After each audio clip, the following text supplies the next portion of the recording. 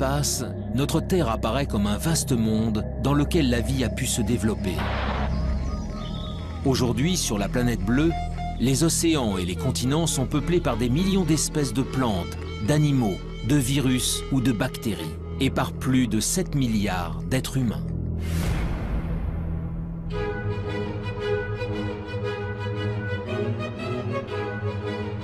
Mais dans l'immensité de l'univers, notre Terre n'est rien d'autre qu'un minuscule confetti. Loin, très loin de nous, se trouvent des milliards de galaxies, d'étoiles et de planètes. Alors, est-il possible que parmi ces mondes inconnus, situés à des années-lumière du nôtre, d'autres êtres vivants aient pu prospérer? La vie sur Terre serait-elle une exception, le fruit d'un hasard unique et singulier?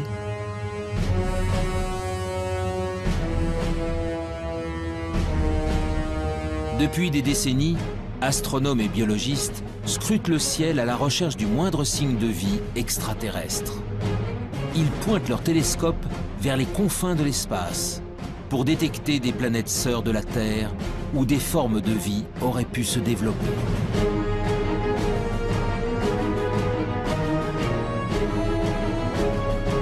Dans le monde entier, des hommes et des femmes tentent de résoudre enfin l'une des plus grandes énigmes de l'humanité. Sommes-nous seuls dans l'univers?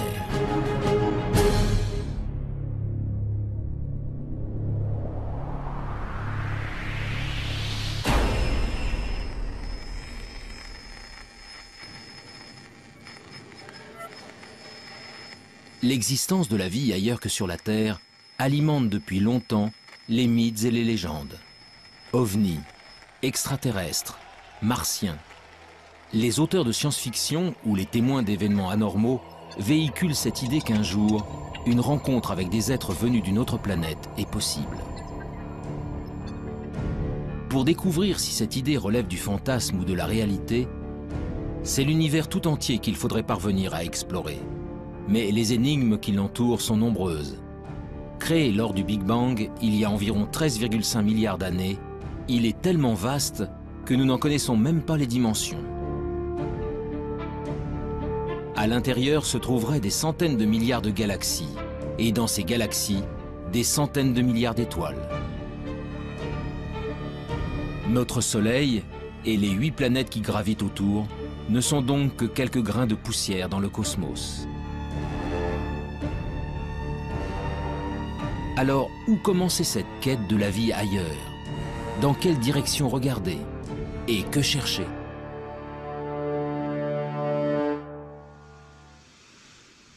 Il y a 50 ans, un ambitieux programme de recherche a tenté le premier de répondre à ces questions. Dans le nord de la Californie, au milieu des montagnes, des dizaines de paraboles pointent leurs antennes vers le ciel. Elles sont le cœur du programme SETI, pour Search for Extraterrestrial Intelligence. Depuis 1960, elles captent 7 jours sur 7 et 24 heures sur 24 les ondes radio en provenance de l'espace. L'objectif, détecter un signal venu d'ailleurs, envoyé par une autre civilisation. Dans l'univers, de nombreux objets célestes produisent des ondes radio. Pour déceler un éventuel message intelligent, les scientifiques tentent donc de capter ceux qui ne ressemblent à rien de connu. Une mission pour le moins ambitieuse, mais dont les chances de succès se révèlent très réduites. Au début, ça a enthousiasmé l'agence spatiale américaine qui a commencé à mettre des télescopes un peu partout. On a Arecibo, puis des champs de télescopes pour essayer de scruter le ciel. Et puis, on s'est aperçu, avec l'augmentation des connaissances, que c'était vraiment un pari comme la loterie. Tout le monde espère gagner, mais il n'y a qu'un gros lot. Là, on ne sait même pas s'il y a un gros lot. Les recherches menées par le programme SETI ont en effet une limite de taille. L'hypothèse de départ est que si elle existe, une civilisation intelligente utiliserait des ondes radio pour communiquer. Or, pour de nombreux scientifiques, cette probabilité est extrêmement faible. Et même si c'était le cas, les chances de percevoir de telles ondes émises à des milliers d'années-lumière de nous sont infimes. L'utilisation des ondes radio pour communiquer est quelque chose qui, sur Terre, a à peine un siècle, qui va peut-être durer encore un petit siècle, quelque chose comme ça. Après, on trouvera d'autres systèmes, ça sera câblé, etc. Donc, on n'émettra pas grand-chose autour de soi. Deuxièmement, la puissance d'émission est limitante, puisque, bon, même si on émet beaucoup sur Terre, la puissance émise et rayonnée autour est infinitésimale. Et elle s'affaiblit par rapport progressivement avec la distance. Ce qui fait que pour capter quelque chose, il faut d'abord qu'il y ait quelque chose qui soit émis. Personne, bien entendu, ne sait. Il faut que ce soit émis assez fort, au bon moment, parce qu'autrement on risque de passer à côté. Et il faut qu'on ait des instruments extrêmement sensibles pour être capable de détecter cette émission. Malgré ses limites, le pari du projet SETI fait aujourd'hui encore l'objet de nombreux espoirs. Mais tandis que certains attendent patiemment de recevoir un signal émis par une civilisation intelligente, d'autres spécialistes se sont engagés dans une quête bien différente. Celle de la vie sous toutes ses formes possibles. Sur Terre, elle revêt une multitude de formes, des êtres complexes dotés d'intelligence jusqu'aux végétaux et aux bactéries les plus primitives. Alors, si la vie est apparue ailleurs dans l'univers, à quoi pourrait-elle ressembler? Pour le savoir, il faut d'abord définir précisément ce qu'est le vivant, et surtout connaître en détail les ingrédients essentiels à son apparition. Mais on a beaucoup de mal à définir la vie. Et généralement, on ne sait pas définir de façon extrêmement stricte la vie. Je prends un exemple simple. Un grain de sable, c'est pas vivant, ça tout le monde est à peu près d'accord pour le dire, comme un gros caillou. Bon. Nous, on est vivants, on est tous à peu près d'accord pour le dire. Un virus, on ne sait pas trop si c'est vivant ou pas. On ne sait pas où mettre la définition. Donc on a un problème de limite. Le principe de base de tout être vivant est sa capacité à se diviser, à croître et à transmettre de l'information à sa descendance pour évoluer. Pour chercher si la vie a pu se développer sur une autre planète, des chercheurs tentent de découvrir comment elle y est parvenue chez nous, sur la Terre. Leur objectif ?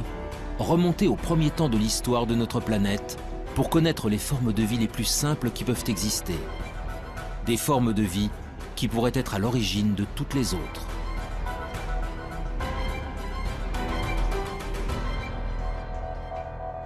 Nous sommes au Centre de biophysique moléculaire d'Orléans. Ici, la géologue Frances Westall et son équipe étudient d'étranges cailloux, des roches d'origine volcanique, vieilles de plusieurs milliards d'années. Dans les deux roches qu'on a ici, il y a une roche qui vient d'Australie. Elle est vieille de 3,5 milliards d'années et ce sont des cendres volcaniques qui ont été déposées en effet sur une plage. Cette roche-là, qui est très très lourde, vient d'Afrique du Sud. Elle est presque aussi vieille, 3,3 milliards d'années. Cette roche aussi, vous voyez, est laminée. Les laminations vert et noir, ce sont des laminations de sédiments, différents types de sédiments. Le vert, ce sont les sédiments volcaniques, les grains volcaniques, les sables volcaniques. Et le noir, ce sont des concentrations de carbone, souvent liées à des tapis microbiens qui se sont formés à la surface des sédiments. Donc là, on ne voit absolument rien, mais je sais que ces roches sont bourrées de traces de vie. Des traces de vie. En d'autres termes, des micro-organismes primitifs et ancestraux. Voilà donc ce que contiendraient ces roches venues d'un autre âge. Sous l'œil d'un puissant microscope électronique, le tapis de microbes fossilisés se révèle dans ses moindres détails.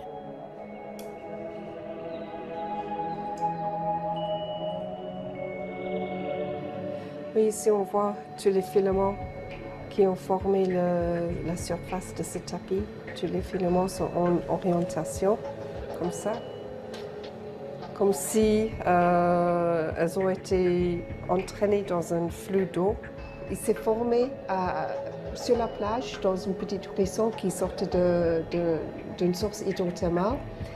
Et en effet, c'est l'écoulement de ces fluides riches en silice de la source hydrothermale qui a tué le tapis et l'a fossilisé. C'est le plus vieux tapis microbien vraiment bien préservé en 3 dimensions. Il n'existe pas un autre exemplaire au monde pour le moment. Ces bactéries filamenteuses de quelques micromètres de long sont donc les êtres vivants les plus primitifs jamais découverts. Des organismes simples, à partir desquels ont peut-être évolué les millions d'espèces qui peuplent aujourd'hui la Terre. Ailleurs dans l'univers, c'est aussi à ça que pourrait ressembler la vie.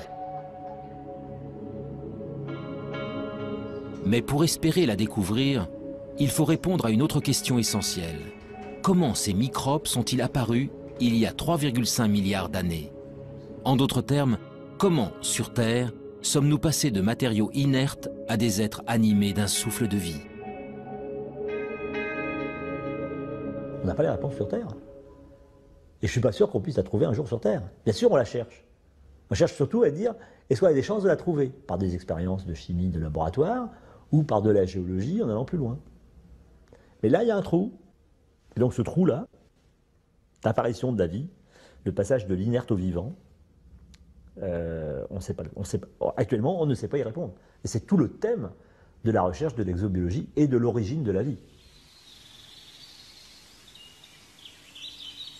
L'instant décisif où la vie a fait son apparition pour la toute première fois restera longtemps encore un mystère.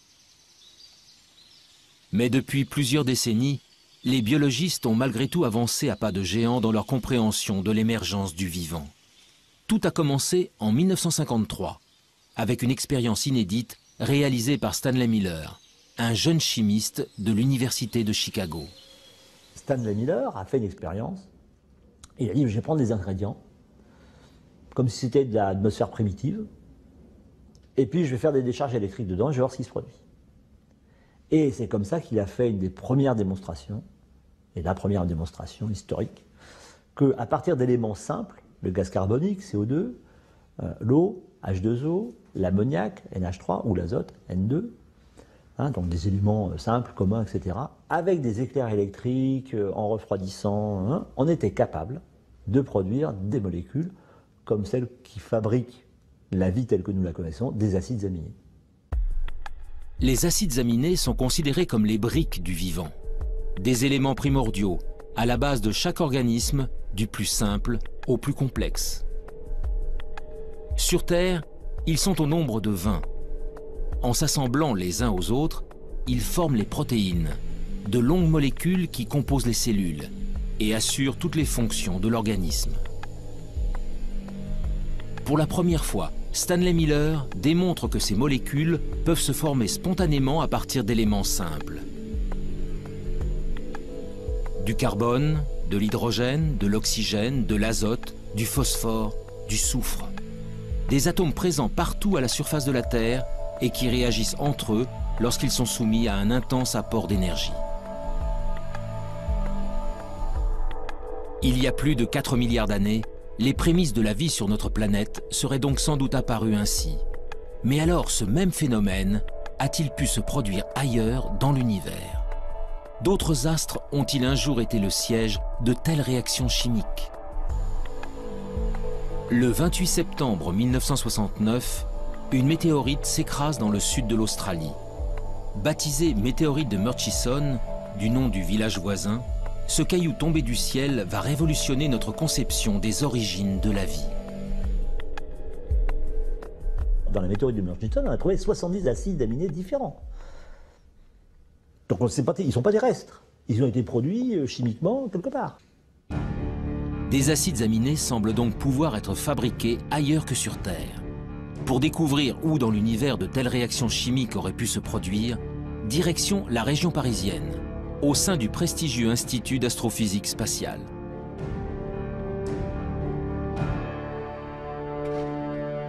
Ici, Louis Dandecourt et son équipe s'intéressent depuis de longues années à des corps célestes bien particuliers, les comètes.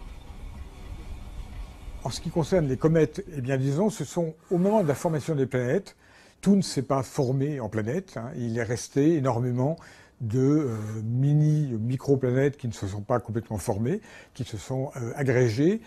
Donc tous les grains qui sont des grains souvent de matière minérale, des grains de sable à la limite, se sont recouverts d'eau sous forme de glace, bien entendu, hein, c'est pas de l'eau liquide.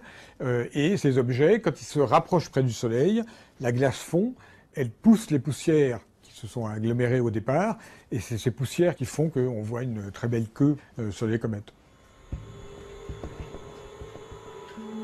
Ces agrégats de roches venus du fond des âges, Louis d'Andecourt tente d'en reproduire la structure dans son laboratoire.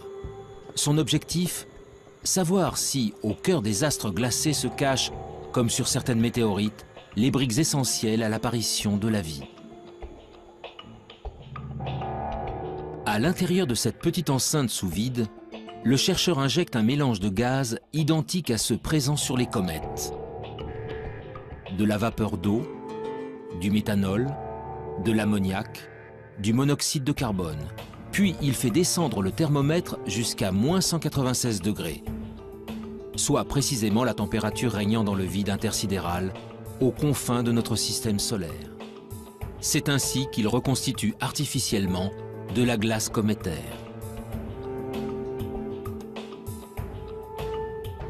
Pendant 2 semaines, le mélange est bombardé par des rayons UV. Un rayonnement puissant qui équivaut à l'intensité émise par la lumière des étoiles pendant 1 million d'années.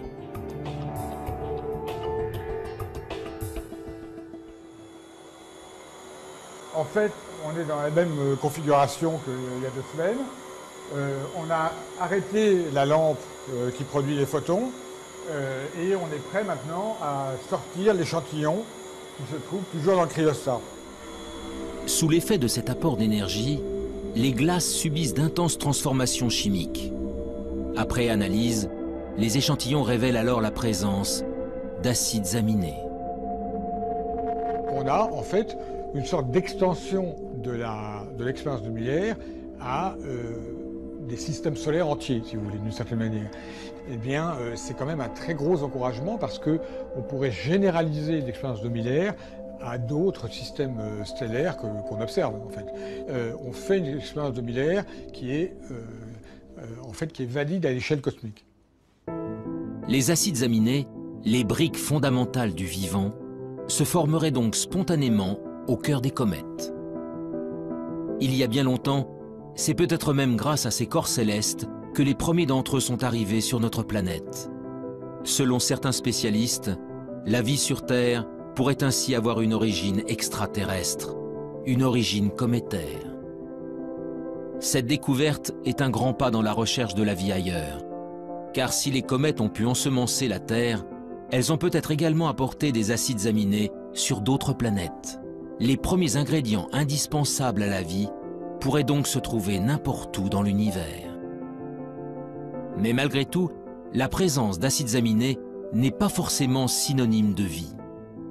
Alors les acides aminés sont encore des molécules un peu simples.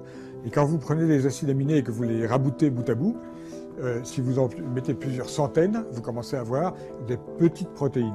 Donc on peut essayer de comprendre ce qui se passe pour fabriquer des molécules de plus en plus complexes, molécules qui seraient capables de s'auto-reproduire à un moment, ce qu'on appelle de l'autoréplication, et puis finalement de s'auto-organiser et donc de créer par exemple des longues chaînes moléculaires qui sont à la base du vivant. Pour évoluer vers la vie, les briques élémentaires doivent donc s'assembler, s'organiser et acquérir la capacité de se multiplier. Or, de telles réactions ne peuvent se produire que dans des conditions très précises. Les conditions d'apparition de la vie, il faut les ingrédients de base, donc carbone, hydrogène, oxygène, azote, phosphore, soufre, et encore toute une ribambelle de produits dans très petites quantités. Il faut un milieu dans lequel cela puisse se produire. En clair, c'est la chimie dans un milieu liquide, et le milieu liquide naturel, c'est l'eau. Donc il faut qu'il y ait de l'eau. Et pour que ces réactions puissent se produire et s'entretenir, il faut qu'il y ait des sources d'énergie.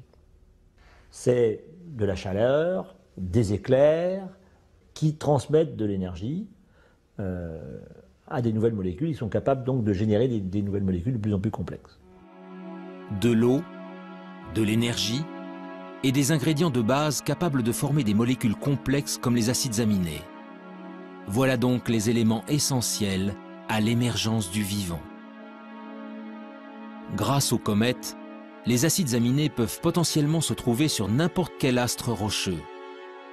Le Soleil et les milliards d'étoiles de l'univers apportent quant à eux de l'énergie en grande quantité à toutes les planètes. L'eau, en revanche, l'eau sous forme liquide, est une ressource extrêmement rare. Partir en quête de la vie extraterrestre revient donc à chercher les endroits où de l'eau pourrait exister. Des endroits que les scientifiques ont baptisés les zones d'habitabilité. Où est-ce qu'on peut trouver ça? Dans quelle région autour d'un soleil on peut trouver ces conditions? Alors, pour simplifier, la zone habitable, c'est si je prenais la Terre et que je sois capable de la déplacer plus ou moins près de son soleil.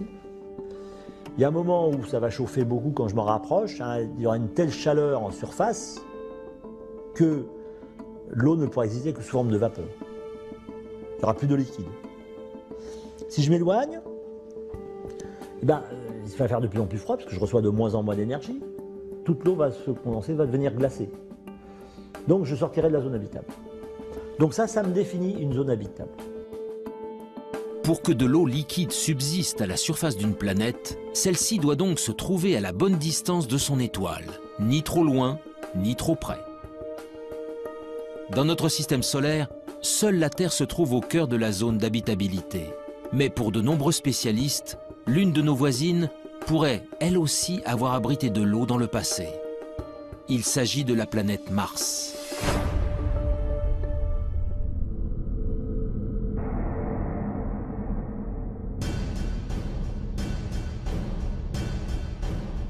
Aujourd'hui, Mars est un désert hostile et froid. À sa surface, une atmosphère toxique et un désert rouge battu par des vents violents. Mais en se rapprochant, les traces d'un passé bien différent se révèlent. Des fleuves asséchés, des canyons, des deltas. Autant d'indices démontrant qu'autrefois, l'eau coulait à flot sur la planète rouge. Mars est en réalité à l'extrême limite de la zone habitable de notre Soleil. Il y a plusieurs centaines de millions d'années, elle était ainsi recouverte d'un vaste océan. Alors, cette eau aurait-elle permis à une vie extraterrestre de s'y développer? Et si oui, des organismes vivants ou fossilisés subsistent-ils encore quelque part? Depuis quelques décennies, la planète Mars fait l'objet de toutes les attentions. Américains, Russes, Européens y ont déjà envoyé près de 50 missions pour en percer les mystères. La dernière en date s'appelle Curiosity.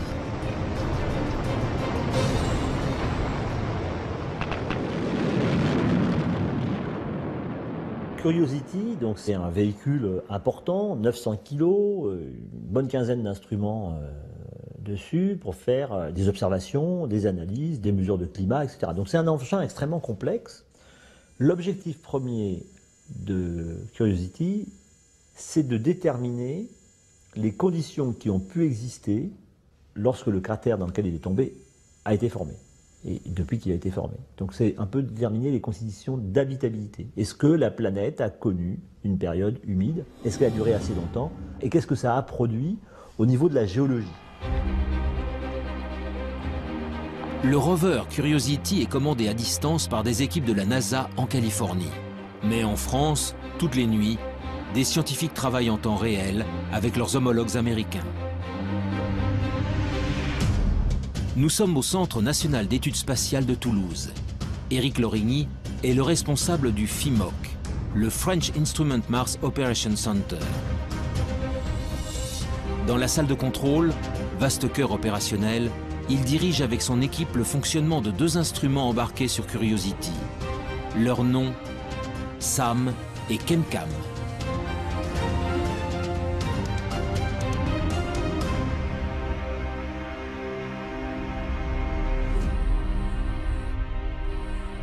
L'instrument ChemCam est un instrument qui envoie un laser sur des roches Donc il envoie la puissance d'une centrale nucléaire sur 1 cm². Donc ça crée une explosion momentanée, mais très petite, sur la roche. Ça la met en fusion et la lumière émise par cette roche en fusion est analysée ensuite par des spectromètres qui permettent de savoir exactement la nature de la roche. L'instrument SAM, il analyse, donc il récupère des échantillons et il peut analyser soit de l'atmosphère, soit des échantillons solides et après déterminer là très finement la nature exacte de ce qu'il y a à l'intérieur de ces roches ou de cette atmosphère.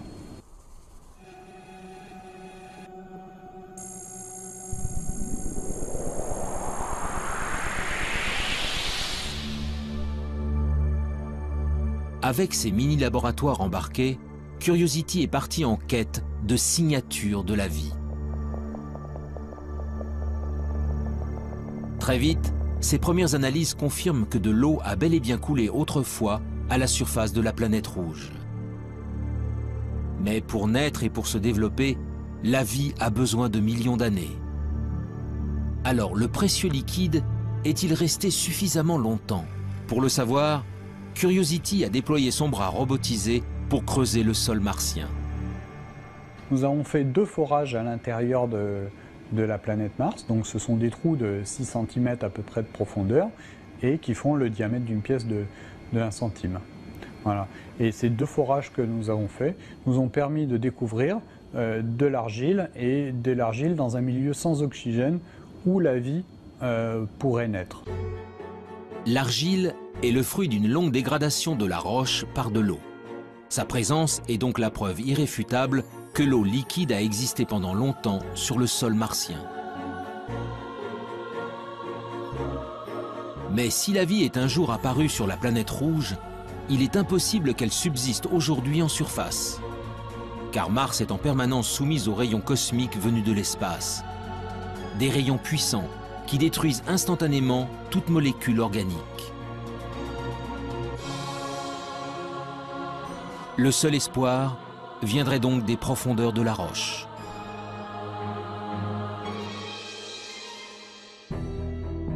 Le 8 février 2013, à quelques centimètres sous la surface, Curiosity a mis en évidence la présence d'un monde plus hospitalier.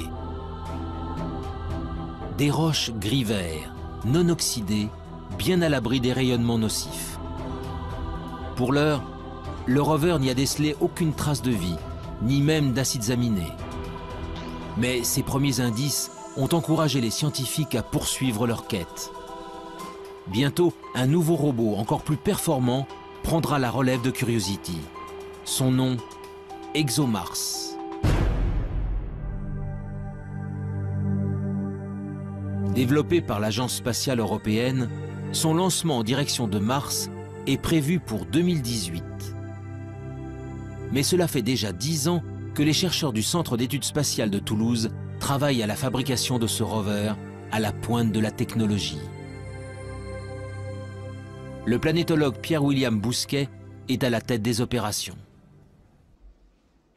On considère que la vie, si elle existe encore dans le sous-sol, doit être au moins enfouie à 1 mètre, 1 mètre 50. Donc Curiosity, sa foreuse ne permet pas d'aller aussi profondément. Et de ce point de vue-là, il faudra attendre la mission ExoMars, qui est équipée d'une foreuse qui sera capable de creuser jusqu'à 2 mètres de profondeur pour trouver des formes de vie fossiles qui seraient mieux conservées et éventuellement trouver des formes de vie au présent s'il en existe encore. Cette foreuse permettra à ExoMars d'effectuer des prélèvements réguliers à une profondeur jamais atteinte. Grâce à une batterie d'instruments embarqués, il analysera ensuite les échantillons, en quête du moindre indice de vie actuelle ou fossilisée. En attendant que la planète rouge ne livre tous ses secrets, la recherche de la vie extraterrestre continue ailleurs dans le système solaire.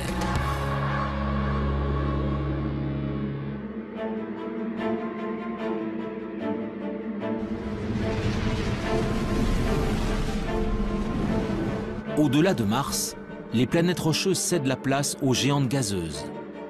À plus de 800 millions de kilomètres de la Terre, Jupiter et Saturne sont les planètes les plus imposantes du système solaire. composés principalement d'hélium et d'hydrogène, leur surface n'est autre qu'un vaste océan de gaz. Autour d'elle gravitent de très nombreux satellites naturels, des astres rocheux qui attirent l'attention des exobiologistes depuis de longues années. Nous sommes au laboratoire de planétologie et géodynamique de Nantes. Ici, depuis plus de 10 ans, le planétologue Olivier Grasset et son équipe tentent de percer les secrets des satellites des géantes gazeuses. Pendant longtemps, c'est-à-dire avant les missions Voyager, on a toujours considéré que l'environnement externe, c'est-à-dire le monde au-delà de Jupiter, est un environnement très froid, ce qui est vrai. Et très froid, c'est vraiment très froid, c'est-à-dire qu'à Jupiter, il fait à peu près moins 120 degrés Celsius, et au niveau de Saturne, on est plutôt aux alentours de moins 150, presque jusqu'à moins 180, enfin bon, ça commence à être vraiment très très froid. Et il est bien entendu que l'eau n'existe pas sous forme liquide. À la surface des lunes, au niveau des planètes, il n'y a pas d'eau liquide disponible comme on l'imagine sur Terre. Mais ce qui est vrai en surface n'est pas vrai en profondeur. Loin, bien loin du Soleil, les satellites des géantes gazeuses sont pour la plupart recouverts d'une épaisse couche de glace.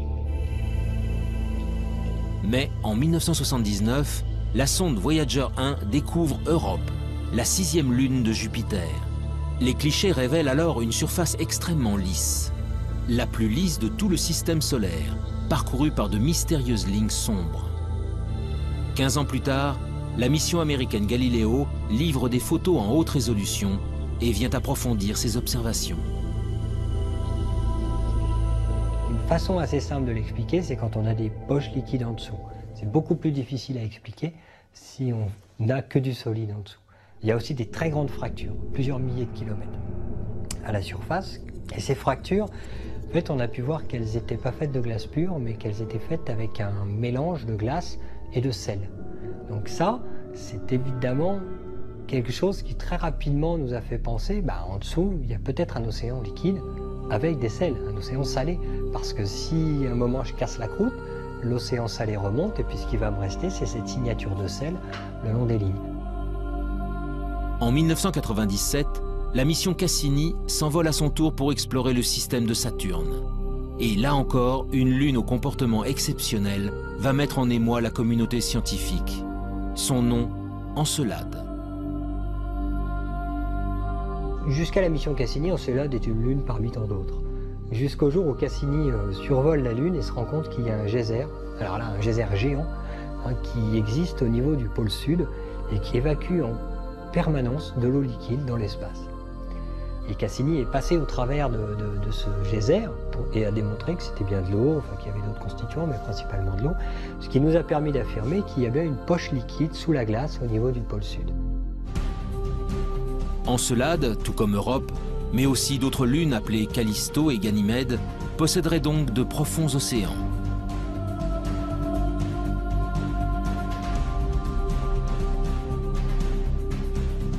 Mais cette eau est enfouie sous des kilomètres de glace dans l'obscurité la plus totale. Dès lors, peut-elle malgré tout héberger des êtres vivants? Sans aucun apport de lumière, la vie est-elle capable de subsister? En parallèle à l'exploration spatiale, on a poursuivi avec des moyens nouveaux l'exploration de la Terre, d'autres disciplines scientifiques. Et ils ont découvert qu'il y avait des organismes, des micro-organismes essentiellement, mais même des organismes supérieurs, qui vivaient dans des conditions tout à fait particulières. Et ils ont appelé ça des extrémophiles. Donc ça voulait dire que la vie aurait pu exister et se développer sur ces corps célestes dans des conditions beaucoup plus larges que les conditions physiques qu'on connaissait au départ sur la Terre. Pour les spécialistes, ces organismes ultra résistants seraient donc capables de survivre dans les océans enfouis des satellites glacés. Mais pour que de telles formes de vie apparaissent, un autre élément se révèle essentiel. Cette eau liquide doit être en contact avec des roches, de la matière minérale, susceptible d'apporter les molécules de base à la chimie du vivant. Une nouvelle question s'est alors posée aux scientifiques. Ces océans profonds reposent-ils bel et bien sur un fond rocheux?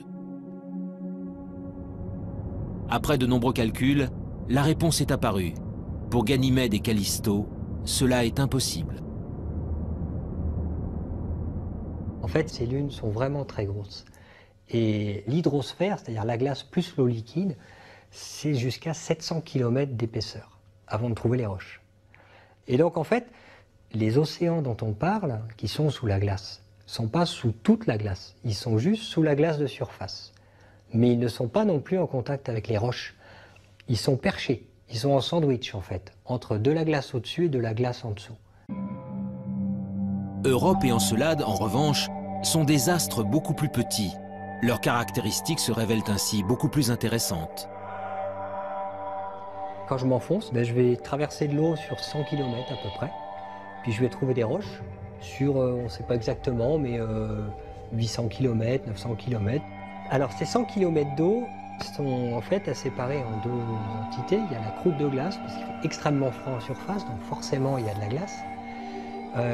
Et puis, quelques kilomètres en dessous, ou quelques dizaines de kilomètres en dessous, on va trouver de l'eau liquide. Cette eau liquide, elle, va être en contact avec les roches.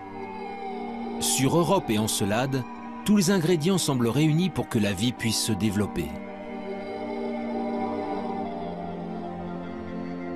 Alors, allons-nous un jour découvrir des êtres vivants dans les entrailles de ces lunes gelées?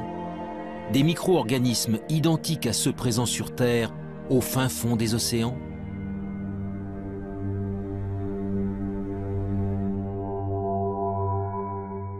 Alors les exobiologistes, il y en a déjà qui sont prêts à aller creuser un trou et à lancer la pêche à la ligne ou au filet pour ramasser une sirène. Hein. Ça, bon. Mais bon, on ne va pas lancer tout de suite le pêcheur.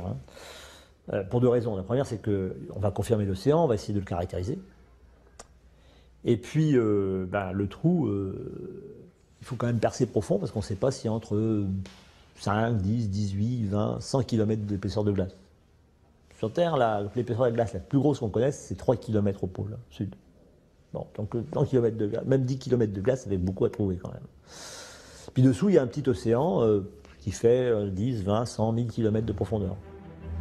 Et c'est pas facile d'y aller.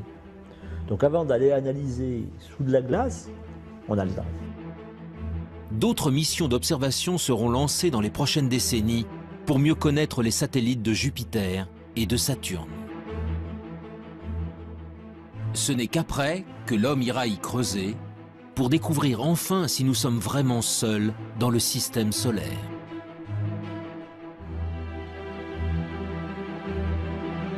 Mais la quête de la vie ailleurs ne s'arrête pas aux astres tournant autour du Soleil.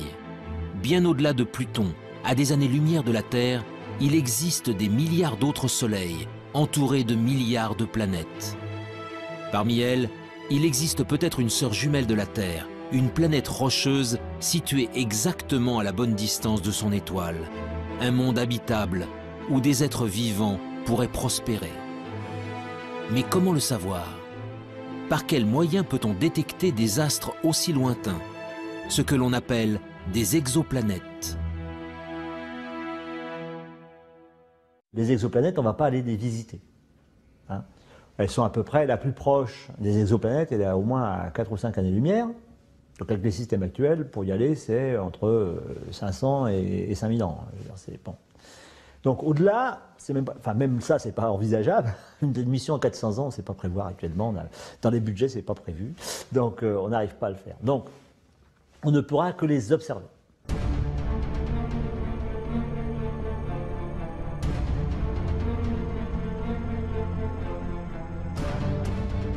Depuis plus de 10 ans, les astronomes du monde entier pointent donc leurs télescopes vers les confins de la galaxie. La traque des exoplanètes est aujourd'hui l'un des domaines majeurs de l'exobiologie.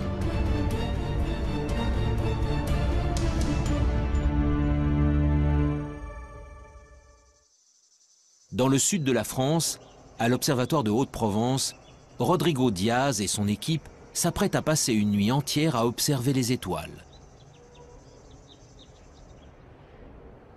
Donc là, on vient de commencer à observer une étoile sur laquelle on soupçonne qu'il y a des compagnons planétaires. C'est une étoile assez proche, qui a à peine 25 années-lumière de la Terre. La recherche d'exoplanètes est un travail de longue haleine. À de telles distances, noyées dans le halo de lumière émis par leur étoile, elles sont en effet parfaitement invisibles. Elles ne peuvent donc être détectées que de manière indirecte. Avec leur télescope, les scientifiques tentent en fait de percevoir les infimes oscillations d'une étoile générées par la présence d'une planète en orbite. Entonces, la présence d'un objet en orbite La présence d'une planète en orbite provoque un mouvement de l'étoile. Et c'est ce mouvement que nous essayons de détecter avec ces instruments. Cela nous permet de prouver la présence d'une planète en orbite. Mais voir une étoile bouger à des millions de kilomètres de la Terre n'est pas chose facile. Pour y parvenir, les chercheurs utilisent une méthode bien particulière, baptisée technique des vitesses radiales. On utilise un effet physique connu qui s'appelle l'effet Doppler. C'est ce qu'on peut entendre quand une automobile ou les sirènes d'une ambulance passent devant nous.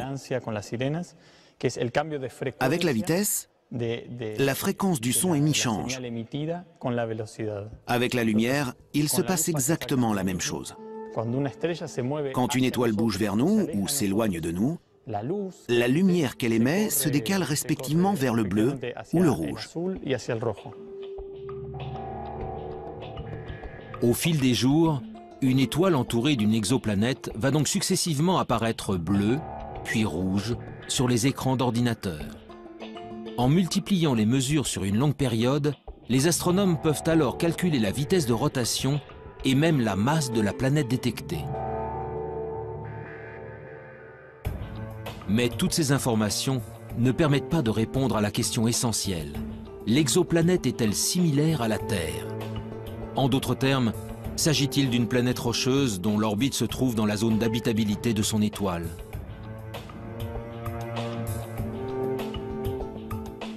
Pour le savoir, il faut recourir à une autre méthode d'observation et s'extraire de l'atmosphère terrestre qui trouble la vision. En 2006, l'Agence spatiale européenne a ainsi lancé un nouveau satellite. Son nom, COROT. Quelques années plus tard, il fut suivi par un autre appareil mis au point par la NASA et baptisé Kepler. Ces deux engins à la pointe de la technologie sont de véritables chasseurs d'exoplanètes. Les yeux rivés vers l'espace, ils scrutent simultanément des dizaines de milliers d'étoiles. Leur objectif, détecter la survenue de mini-éclipses. Des éclipses causées par le passage d'une planète juste devant son étoile, que les scientifiques appellent des transits.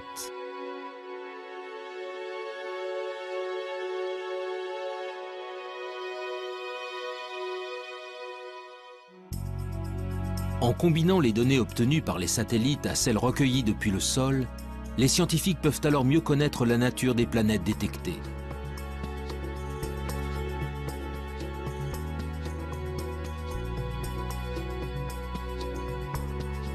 Et après seulement 20 années de recherche à l'échelle internationale, la moisson se révèle spectaculaire.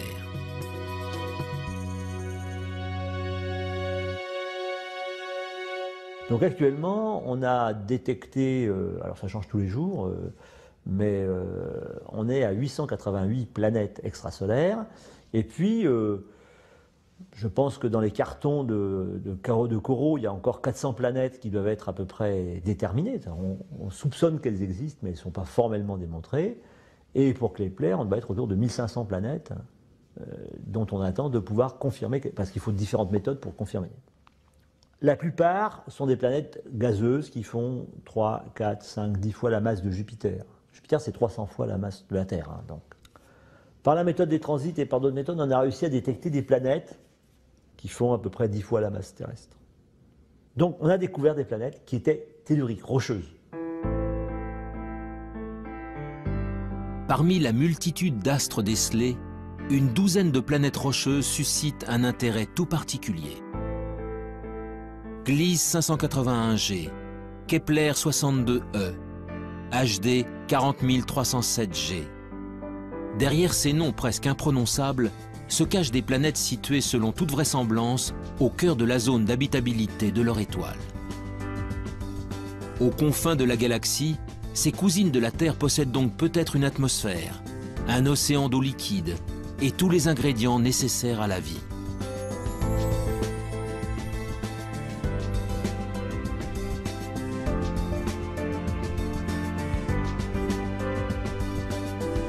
Mais dans sa quête d'autres mondes, l'homme se trouve sans cesse confronté à l'immensité de l'espace.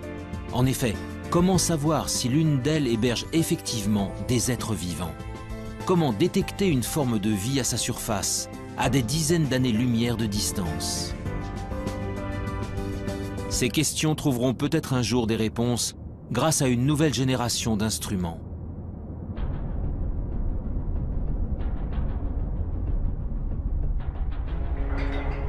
Depuis plusieurs années, l'Agence spatiale européenne s'est lancée dans la construction d'un télescope hors du commun.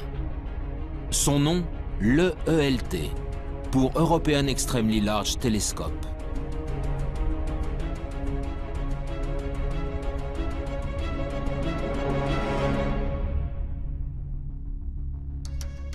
Avec son miroir de 39 mètres de diamètre, il sera 10 fois plus sensible que les télescopes actuels. Sa mise en service n'est pas prévue avant 2020.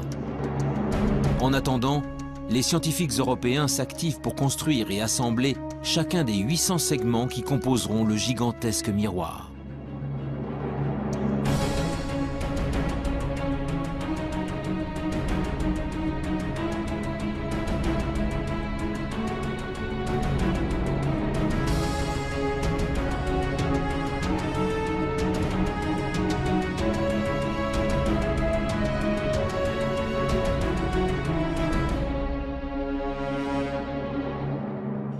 À Marseille, Jean-Gabriel Cuby est le responsable scientifique des opérations pour la partie française.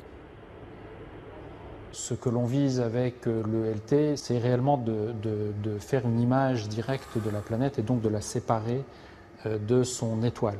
Bien évidemment, l'étoile autour de laquelle la planète gravite est des millions ou des milliards de fois plus lumineuse que la planète. Et donc, la difficulté de la technique consiste à isoler le mieux possible la lumière qui vient de l'étoile de manière à pouvoir distinguer la planète. Donc c'est ce qu'on appelle l'imagerie directe. La quête ultime est d'arriver un jour à réaliser des images de planètes relativement semblables à la Terre, en tout cas de même taille, et on espère également pouvoir donc caractériser les atmosphères de ces planètes. Dans sa chasse aux planètes sœurs de la Terre, l'EELT sera appuyé par un autre projet tout aussi ambitieux, le James Webb Space Telescope, développé par la NASA. Lui ne scrutera pas le ciel depuis le sol, mais depuis les confins du système solaire, à 1,5 million de kilomètres de la Terre.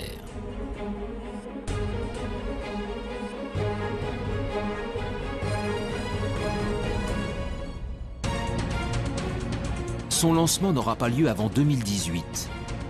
Mais déjà, les spécialistes s'enthousiasment devant le pouvoir offert par ce géant du ciel.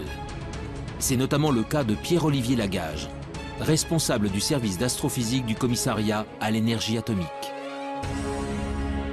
Grâce à un grand télescope, on peut aller voir ce qui se passe vraiment tout près d'étoiles dans son proche environnement, notamment regarder leur atmosphère, voir quelle est la composition chimique. On pourra même voir s'il y a des vents dans ces atmosphères d'exoplanètes. Alors évidemment, on commencera par les plus grosses, les géantes, plus faciles à observer, mais aussi on essaiera d'observer les atmosphères de super-Terre, et si jamais on a de la chance, eh bien, on cherchera des signatures biologiques dans ces atmosphères, type ozone, oxygène. Les signatures biologiques sont des gaz ne pouvant être produits que par des êtres vivants. L'ozone et l'oxygène, par exemple, appartiennent à cette catégorie. Si un jour le James Webb Space Telescope ou l'EELT parviennent à en détecter, si leurs observations sont confirmées et irréfutables, alors nous pourrons enfin dire que nous ne sommes pas seuls dans l'univers.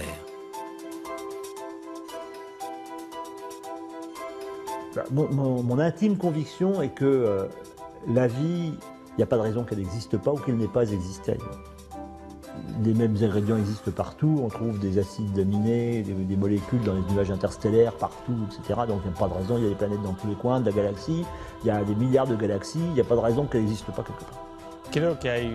Je crois qu'il y a beaucoup de possibilités et qu'une réponse au moins préliminaire à cette question, à la question de savoir si nous sommes seuls dans l'univers, peut être donnée dans un temps relativement court, c'est-à-dire 20 ou 30 ans. Un des problèmes majeurs sur lesquels on va tomber dans les 20 prochaines années, après la science évoluera d'elle-même, je veux dire, mais c'est quand même la possibilité de reconnaître de la vie. Et ça, c'est vraiment très difficile, parce que rien ne dit qu'on soit capable de reconnaître une vie qui soit trop différente de la nôtre. Après, bon, si on trouve des êtres communicants, ça sera une autre histoire, évidemment. Mais je ne pense pas qu'on les trouvera, ceux-là. Si on les trouve, c'est qu'ils seront venus à nous. Ils seraient venus à nous. Après des décennies de recherche, la quête de la vie ailleurs est encore loin d'être terminée. Animés par leurs convictions sans faille, les scientifiques continuent de scruter le ciel, encore et encore. Un jour, quelque part dans l'immensité de l'espace, d'autres êtres vivants seront peut-être enfin découverts. Si cela arrive, la Terre, notre Terre, ne serait alors plus un joyau solitaire, mais une planète parmi d'autres abritant la vie dans l'univers.